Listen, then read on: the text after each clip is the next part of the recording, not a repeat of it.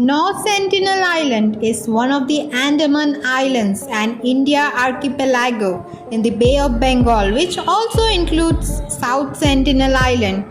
It is home to the Sentinelese, an indigenous people in voluntary isolation who have defended, often by force, their protected isolation from the outside world.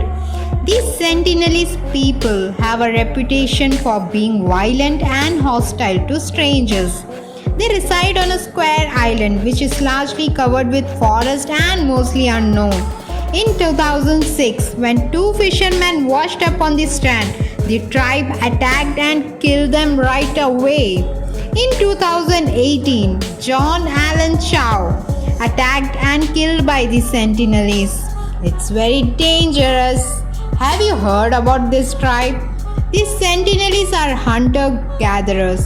They likely use bows and arrows to hunt terrestrial wildlife and more rudimentary methods to catch local seafoods. Thank you.